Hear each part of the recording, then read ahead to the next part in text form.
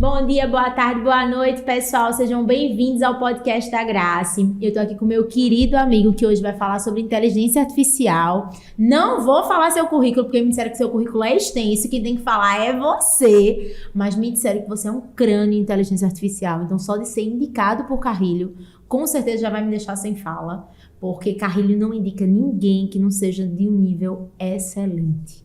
Então, diga aí tudo que você faz, fora um excelente advogado, que eu já soube. Primeiramente, eu queria dizer que é um prazer estar aqui no seu podcast, né? Obrigada. Eu tinha muito receio em relação a esse tema, um tema bastante pesquisado ultimamente. Eu acredito que a gente está passando por uma reordenação de todas as cadeias produtivas, né? Sim. Eu acho que tem muitas profissões que irão precisar se adaptar a esse processo, né? Acredito que esse processo está avançando de uma forma muito rápida, né? Acho que a gente vai ter uma transformação muito acelerada em várias carreiras, não só na advocacia, mas na indústria, no comércio, na área de serviços. Sim. E o que eu posso dizer, né? Pediram para eu contar tudo, né? Que não esconda nada. Existem muitas questões éticas envolvidas no uso da inteligência artificial, né? Principalmente na advocacia. Tem muita gente utilizando a inteligência artificial para criar petições de forma automatizada. Sim, ela tem essa capacidade, ela foi treinada em mais de 1 trilhão de dados, né?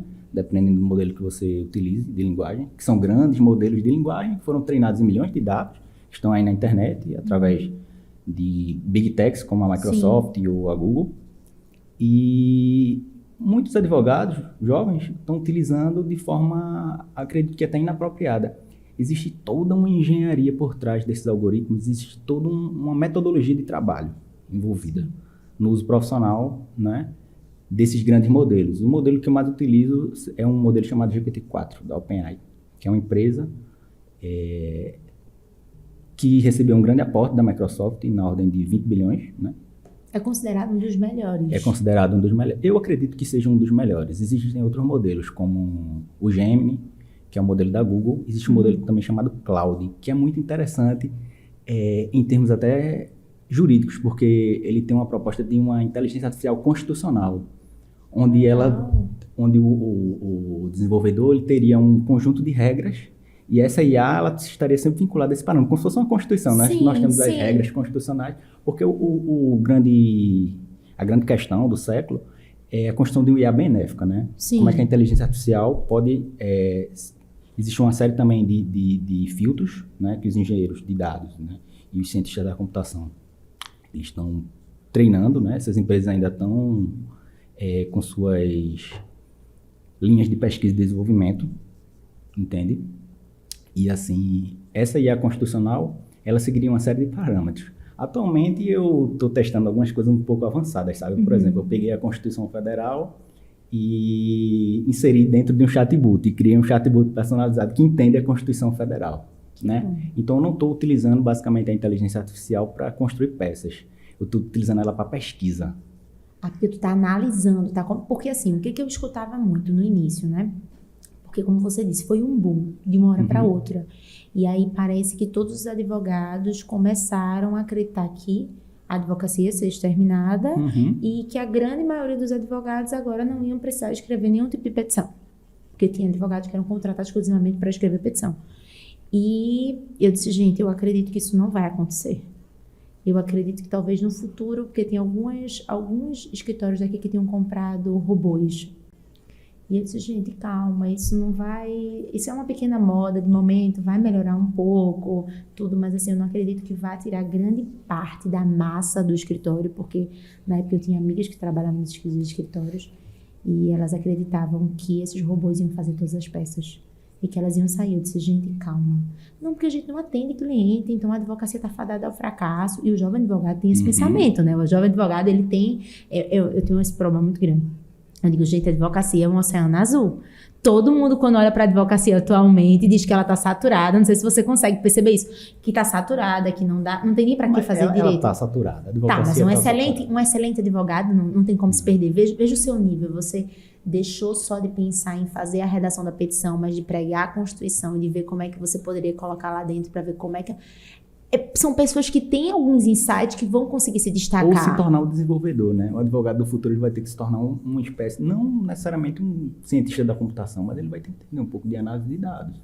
Sim. Ele vai ter que saber o básico de lógica de programação. Sim, né? isso eu acredito. Eu não falo lógica de programação, só o algoritmo, porque hoje em dia você não programa. Você pode, por exemplo, pode pedir para um chatbot e criar um código, ele cria. Eu falo lógica sequencial, sabe? Passo 1, passo 2, passo 3. Se acontecer isso, faça isso. Mas isso aí é um ponto positivo. Pelo menos eu vejo que isso seria muito positivo no meu escritório, porque quando eu penso em escritório, eu penso em pessoas, processos e tecnologias. Então, eu falaria com as pessoas, mas automaticamente toda essa parte de processos, eu poderia utilizar a tecnologia para me desafogar. Você vai automatizar processos. E essa é a grande revolução da advocacia. E esse vai ser o papel do advogado do futuro. Ele vai pegar tarefas rotineiras, vai automatizá-las, né? Para isso, ele precisa construir procedimentos operacionais padrão e precisa entender quais são as necessidades do escritório e quais são as demandas do dia, porque essas demandas também mudam.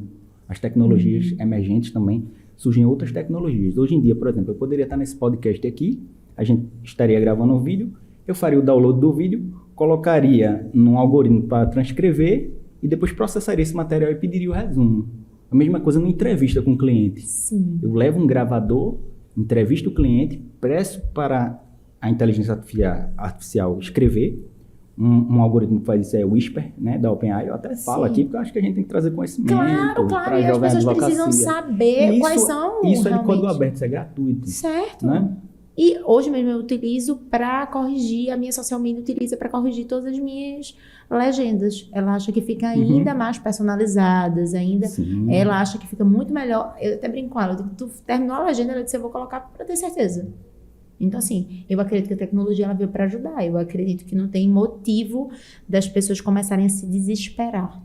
Eu acho que a grande questão que eu acho do podcast que a gente tem que trazer é esse desespero. Essa tecnologia, ela é tão desesperadora assim que automaticamente vai acabar com a advocacia?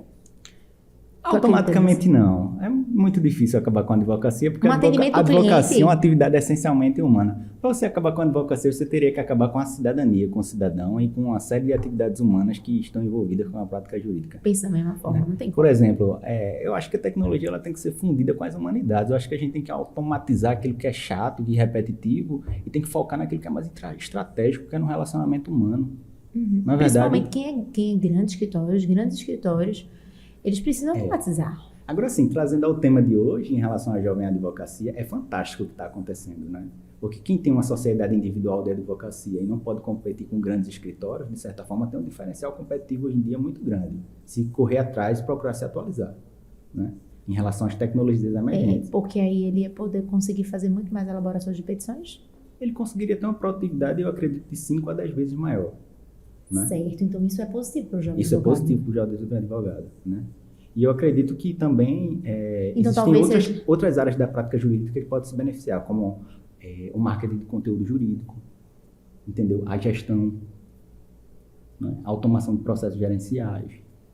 Sim, então isso é muito positivo para a jovem advocacia. Isso é extremamente... Até a área financeira, por exemplo. Recentemente eu estava estudando gestão de fundos de investimento, né? E anotei algumas fórmulas matemáticas. E a inteligência artificial fez os cálculos. Você acredita? Eu criei um portfólio, né? Que a gente chama de asset management. E ela fez os cálculos. Ou seja, ela tem a capacidade matemática. Ou ela pode criar um tutorial de forma que eu possa fazer essa alocação de ativos dentro do Excel. Eu posso utilizar isso para fazer o fluxo de caixa do escritório. Eu posso fazer isso para quantificar quais são os contratos mais lucrativos. Muito bom. Eu posso alimentar uma inteligência artificial com todo o meu planejamento de marketing e criar um chat personalizado, né, que vai saber o posicionamento do meu público-alvo. Entende? Isso poderia ajudar muito a advocacia, principalmente porque nem sempre todo mundo tem dinheiro para injetar em várias coisas, como tráfego pago, contratar uma pessoa para fazer tráfego pago, uma pessoa para ser social media do seu escritório. Isso já leva o jovem advogado para outro patamar. Já leva o jovem advogado para outro patamar, porque ele não vai precisar de uma consultoria de marketing, que ele pode fazer isso individualmente, né? Exatamente. Que ele pode iniciar a carreira já com uma previsão de faturamento, que ele pode iniciar a carreira já com todos os processos estruturados, né? E eu acho que hoje em dia a gente vive numa era de ouro, né? Já desafoga, inclusive, porque uma das grandes coisas que o jovem advogado atualmente utiliza muito de um programa, é o Astrea. E só o Astrea é quase R$300 mensais. O mais básico. Então, o que tu estás falando, se for um terço disso, ou se for de forma gratuita, o jovem advogado tem vamos dizer assim, uma aceleração muito grande no seu conhecimento técnico, em tudo, porque o tempo que ele ia estar perdendo nisso, ele está estudando. E o jovem advogado, a gente precisa disso. Porque a gente está começando. Era uma das coisas que todo mundo me pergunta, como é que tu avançou tão rápido? Eu disse, eu procurei fazer o quê? Enquanto eu não tinha cliente, eu estudava. Tem uma coisa que eu nunca gostei no direito, que é a abordagem teórica. Eu tinha muita dificuldade na faculdade em aprender direito material.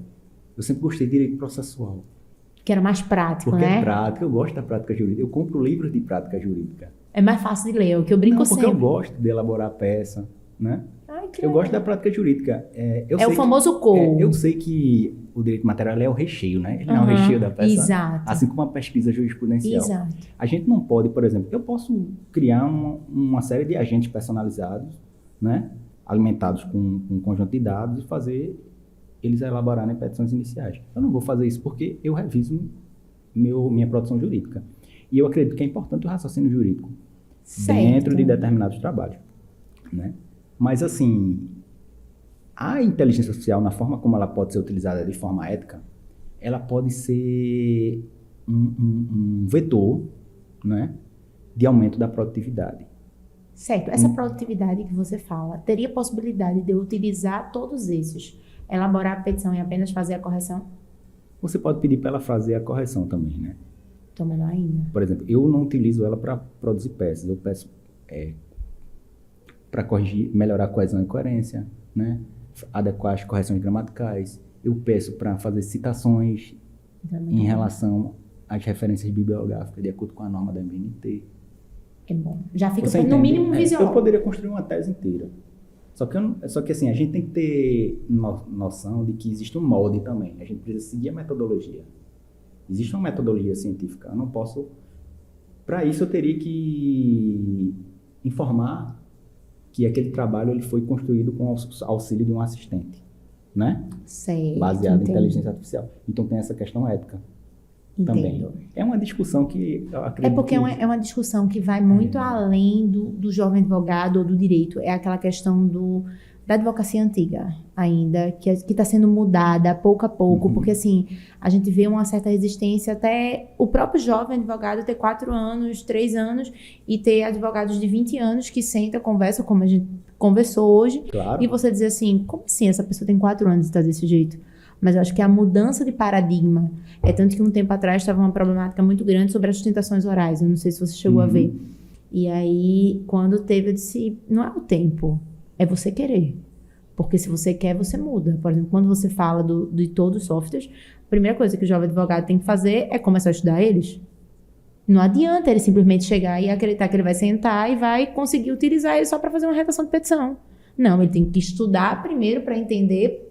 Depois que ele entender, ele vai ver em que ele pode utilizar ele para melhorar e para facilitar a sua vida. E quem é mais antigo não quer isso. Ele precisa conhecer os institutos, né? Que normalmente ninguém sabe. Normalmente. Eu sempre acreditei na aprendizagem ao longo da vida, né?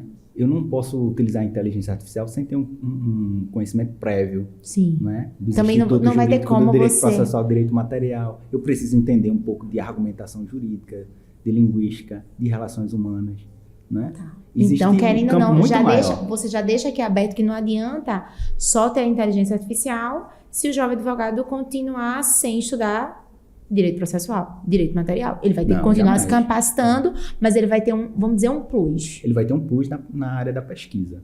Então, isso é muito bom. Essa questão que eu lhe disse, de eu fazer uma entrevista com o cliente, gravar, pedir para a inteligência artificial transcrever, eu já tenho um capítulo dos fatos. Você entende? Sim, e geralmente, isso já aconteceu comigo, dependendo dos áudios, são até 5 minutos, né? Ou já tem algum que seja mais. Eu já vi um de 5 minutos. Eu faço horas e horas. Não sabia desse de horas e horas. Precisamos, depois, gente, no final, vamos colocar. Guardada no armário. Guardada no armário. Precisamos disponibilizar essa tecnologia para o pessoal. Mas, assim, esse de 5 minutos... aparentemente sai bem corretinho. Você precisa corrigir o mínimo do mínimo. Então, É perfeito. principalmente para quem trabalha em larga escala, porque tem gente, jovem advogado, também não adianta eu vejo muito todo mundo falar, muito bonito, olha, vamos ser jovem advogado em direito de família, eu gostei de Carrilho por isso. Vamos ser advogado em direito de família, vai aparecer um divórcio cada dia, uma coisa bem assim. Não, jovem advogado vai para o juizado. A grande maioria. Depende. Geralmente... Mas geralmente a gente vai para as áreas que são mais rápidas. Então, se a gente conseguir utilizar essas áreas rápidas com essa tecnologia, o que me vem na cabeça, ele vai conseguir ganhar dinheiro, então ele não desiste. Ou ele pode aprender alguns nichos de sustentação, né, do escritório. Quais seriam? Eu, particularmente, atuo exclusivamente hoje em dia na área imobiliária. Né? Caramba! Eu só pego ação de uso capião extrajudicial. É uma coisa rentável. Sim, claro. Pego muito direito do consumidor também. Agora, sim, existem percursos formativos, né? Depende também do network do advogado, qual é o seu histórico. Sim. Eu transito em ambientes que, em certas ocasiões, aparecem demandas onde o cliente vem me procurar. Você não deixa o dinheiro na mesa, mas quanto tempo de advocacia você tem? Eu já tenho algum tempo. Né? Aí é que tá. Quem é o jovem que vai ter... Mas eu falo assim, quando eu iniciei na advocacia... Eu também era assim que nem você. Eu não deixava dinheiro na mesa. Qualquer Nunca ação... deixei dinheiro na mesa. Nunca. Só que quando tá começando, essa é a minha grande problemática. Por isso que eu criei o podcast. Geralmente, quando tá começando, eles querem um caminho mais curto. E aí, quando eles querem um caminho mais curto, eles me perguntam, eu digo, calma, gente. Eles querem ter dinheiro pelo menos nos primeiros 6 meses. E aí, quando eles me perguntam, eu digo, trabalho, que ele vai conseguir ter dinheiro para se manter os 6 meses, para ele investir em qualquer área que ele quiser, porque eles vão ter feito trabalho na segunda fase. Muita gente corre para trabalho, faz trabalho, faz consumidor, e aí quando tu fala da tecnologia, eu penso assim, vamos dizer, se eu fosse fazer redações, eu não faço redações de petições hoje, porque o escritório, por isso que eu passei o dia aqui, eu tenho um operacional. Por isso que eu fiquei tão interessada, porque o meu operacional podia estar aqui me ajudando, em vez de estar fazendo lá as petições. Mas enfim, no caso deles, eles fariam, um exemplo, 10 ações de consumidor em um único dia. Coisa que eles demandariam uma semana. E unindo isso ao tráfego bem feito, a uma rede social muito bem lapidada, a uma autoridade muito bem construída, e um curto lapso de tempo eles conseguem dinheiro suficiente para migrar para áreas que eles quiserem. Essa questão que eu lhe falei da automação de processos, você estruturar corretamente processos, né, gerenciais, é uma coisa muito importante, porque eu mesmo sou um advogado que a gente chamaria de low profile. Eu não gosto de aparecer, eu sou uma pessoa discreta. Sim, né? acontece. Eu passei um tempo atuando com alguns clientes no parlamento e, assim, em discussões bastante acaloradas, né? E, assim, eu preferi ser uma pessoa mais discreta. Eu tenho minha carteira de clientes, né? Eu não preciso, de certa forma, estar envolvido em algumas polêmicas. Né? Exato, que é sempre muito Principalmente dentro da polarização que se construiu no cenário brasileiro. Claro. Eu prefiro evitar esse tipo de assunto. Até porque é o que eu brinco sempre, estar nas redes sociais já é bastante pesado. Mas o que eu aconselharia ao advogado de hoje seria a construção de um funil de relacionamento. Você pode tentar dizer, eu vou trazer isso para o digital, né? Muita gente pensa em construir podcast, fazer lives, webinars, mas tudo é um funil de relacionamento. Você inicia um primeiro contato com a pessoa, na verdade, vai construindo confiança. Hoje em dia eu acredito que essa confiança é construída através de conteúdo, mas antigamente era de relacionamento mesmo. Sim. Aperto de mão, reunião no escritório. Claro. Não é verdade? Hoje em dia a gente constrói através de podcast porque a gente precisa escalar essa comunicação, né? No meio digital. Inclusive hoje, eu acredito que dos 18, no total, dos 60, todos os 60 me conheceram pelos eventos e pelo Instagram. E olha que, assim, eu produzo...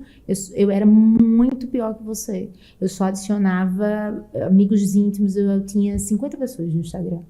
E aí, depois que começou todo esse surto, eu disse, não, agora eu vou mudar o Instagram, porque todos os jovens advogados faziam, e eu não fazia, então eu dizia, não, realmente agora tem que começar a mudar. E me preocupa isso, porque eu vejo que todo mundo hoje adoece por causa do Instagram. Uhum. Entende? É uma rede viciante, né? Viciante. Você Existe precisa. até uma discussão no parlamento americano sobre essa questão. É viciante. E é problemática, porque assim, antes a gente não podia divulgar tanto, hoje a gente divulga, mas a gente muitas vezes principalmente com a OAB daqui, a gente tem que ter esse cuidado para ver se os vídeos realmente estão de acordo. Pelo menos eu tenho muito isso, se os meus vídeos estão de acordo. Então, por isso que eu sempre, quando converso com algum jovem advogado, com alguém que está terminando a faculdade, eu sempre tento dizer, olha, gente, até porque agora a internet fala muito sobre empreender. E isso também me preocupa. Quando você fala de tecnologia, que eu penso em pessoas, processos e tecnologias, eu fico com medo na questão do empreender, porque ele já pensa, ó, eu tenho tecnologia, vou me enfiar na OAB, porque é assim que eles pensam, vou me colocar na OAB, vou para todo o evento de network que tiver. Eu estou dizendo porque, como eu já tive 2 burnouts, eu ia para pelo menos 12 eventos por semana, me deu a carteira de clientes que eu tenho hoje, mas me deu doença também, então não tinha necessidade disso. E eles se colocam nesse risco. Depois que eles se colocam nesse risco, é que eles veem que não vale tanto a pena. Porque eles vão se colocar no risco, vão pensar na inovação, vão pensar que vão ganhar muito em um curto lapso de tempo. Porque é o que o Instagram fala. Então, quando eu penso na tecnologia, eu penso nela, como você está dizendo, ser um plus. Porém, esse plus talvez seja que nem você está falando, até mesmo na relação imobiliária.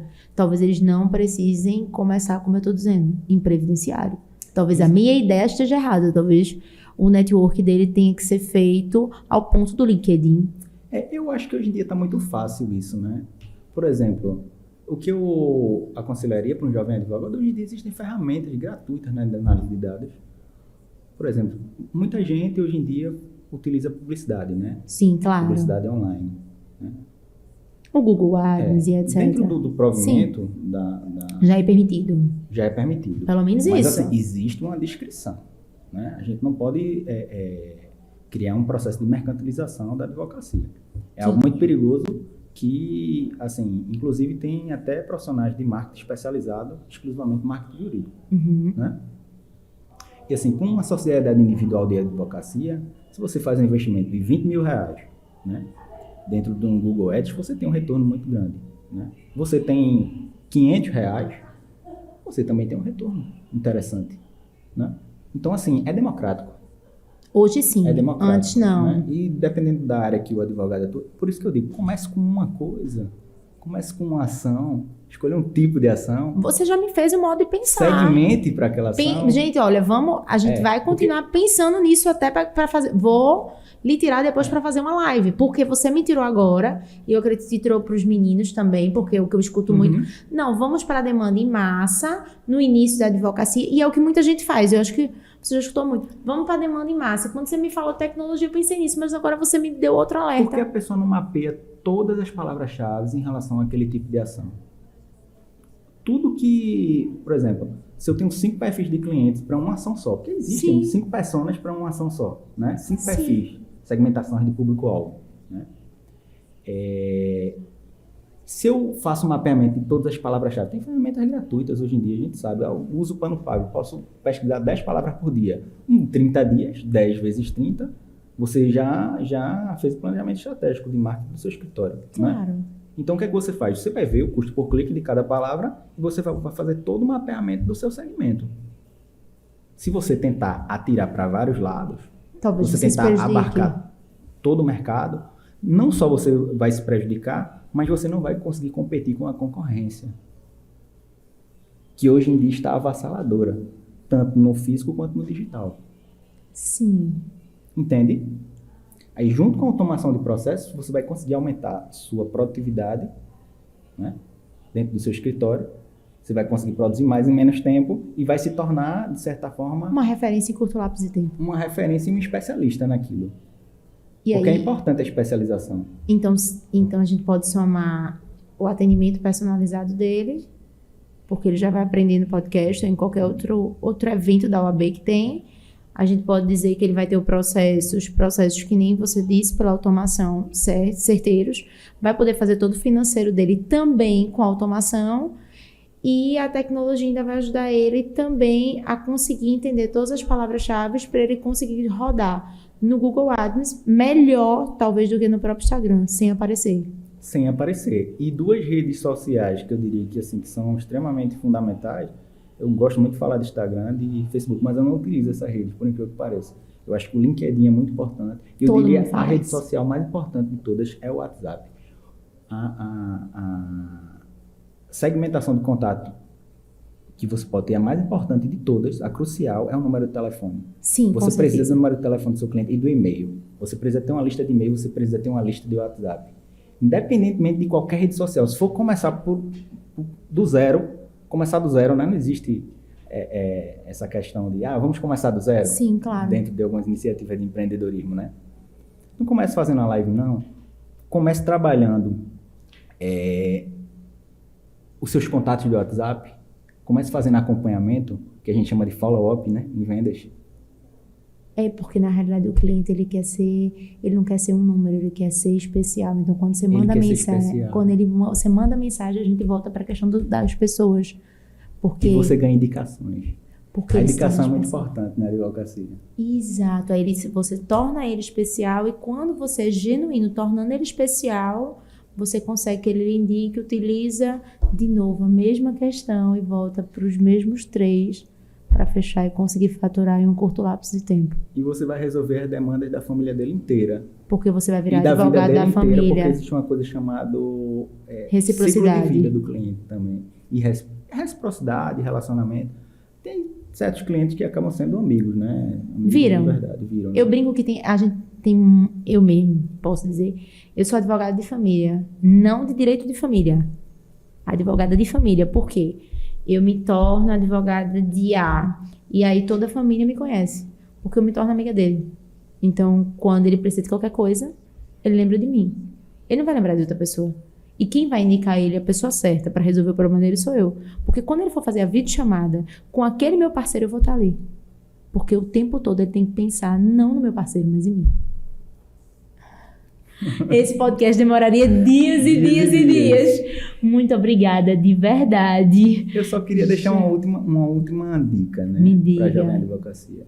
Eu acho que a habilidade mais importante do jovem advogado, eu diria, se eu tivesse que dizer uma coisa só, um filho, hoje em dia, quisesse também seguir a profissão, eu diria que estabeleça metas, né?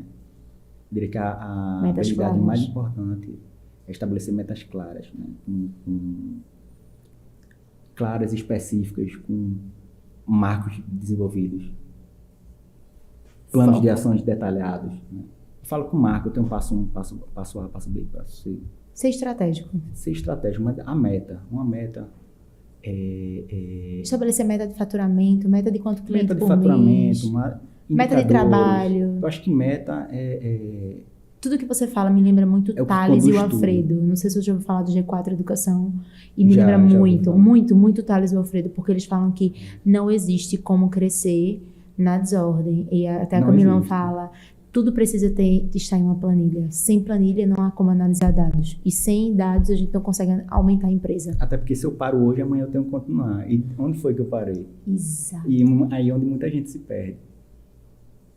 Então, a organização. A gente não tem uma clareza, né? Eu falo assim, você vai estudar, você precisa anotar a página que você parou. Você também precisa saber qual o tempo que você vai ter para retornar naquela página. Por quê? Porque existe uma coisa chamada curva de esquecimento, né? Isso é inerente à natureza humana. Eu diria também que uma das habilidades mais importantes, as 3 habilidades mais importantes da advocacia, eu acho que a primeira é comunicação, né? A segunda é inteligência emocional. A gente precisa entender né? A forma como a gente pensa, a gente precisa entender o nosso corpo, a nossa fisiologia, a nossa estrutura orgânica, a nossa energia vital, né? E a gente precisa também entender a linguagem, os processos cognitivos. E são poucos advogados que sabem. E são poucos advogados, porque isso é formação humana. E na faculdade a gente não tem isso. E a gente não aprende, a gente aprende isso no seio da sociedade, no mundo. Fazendo altos experimentos pessoais, né? Eu acredito que até meditação, entre outras práticas, que podem ajudar a gente a ser uma pessoa mais centrada, né? Ser uma pessoa mais inteligente, uma pessoa mais... como é que eu poderia dizer? Mais humana. Acho que é essa a grande questão. O que está faltando na advocacia é exatamente humanidade. E o jovem advogado, entendendo a humanidade, entendendo a tecnologia, ele consegue tudo. E você já está convidado para o próximo podcast. É isso que você falou, por fim, para encerrar a tecnologia. Né? Vamos encerrar. Muito obrigada. Muito obrigada. 30 minutos não deu. Não Tinha que deu. ser muito mais. Muitos meninos estão precisando de aulas de tecnologia. Eu fiquei muito impressionada só em pensar, em conversar com você em 30 minutos e conseguir cancelar a estreia. Já é muito bom. Agradeço, viu, Grace? Muito obrigada, de verdade. Agradeço o convite. Tá? E já espero você Já. pro próximo podcast. Vamos conversar mais, viu? Um beijo, pessoal. Beijo. Com isso, a gente encerra mais esse podcast.